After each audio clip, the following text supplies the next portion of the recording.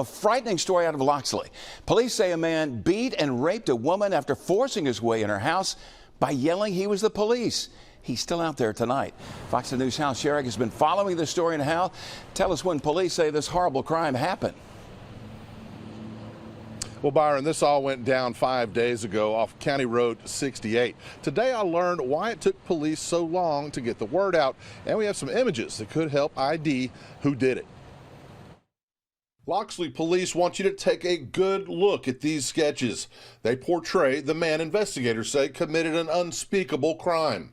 It was after 4 a.m. last Thursday when a homeowner was woken from her sleep by loud banging on her door. That banging was accompanied by a man's voice yelling, "Police!"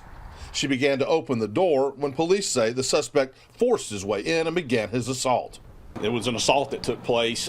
He supposedly struck her with some sort of an instrument she described as a club or a small bat, and then some other struggles took place. Investigators say the suspect then raped the woman inside her home. At one point during the assault, telling her he'd had her under surveillance. Police hope that information and other details recalled by the victim, along with her description of the assailant, will help in identifying the suspect. But why wait 5 days to release the information to the public? One of the main reasons is we want to make sure we have everything exactly correct. We don't want to put misinformation out there. We wanted to get this rendering of the suspect completed before we sent it out. That takes time. You know, Aaliyah had to get someone down here for us. That took several days. We also want to give the victim a minute to think about what happened, go through the steps of everything, and give us every possible detail that she could. And sometimes that takes a day or two. While no other cases like this have been reported around the county, those who live in the area of County Road 68 are very uneasy with an accused rapist still on the loose.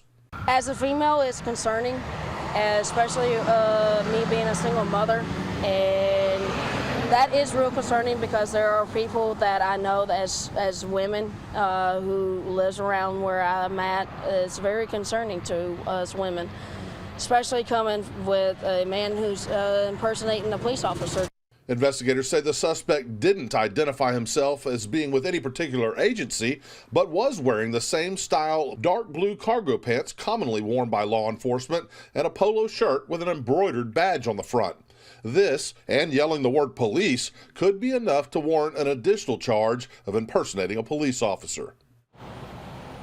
And police say if you have someone knock on your door claiming to be police, be sure to ask what agency they're with and what their business is. If you're still unsure, you can call 911 to find out what agency is there if there's actually an officer on the scene. Now, the victim in this case was treated at the hospital for sexual assault.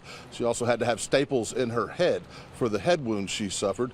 Now, if you know anything about this crime, if you recognize the suspect in this case, you're asked to call Loxley Police. Reporting live in Loxley, Hal Sherrick, Fox 10 News.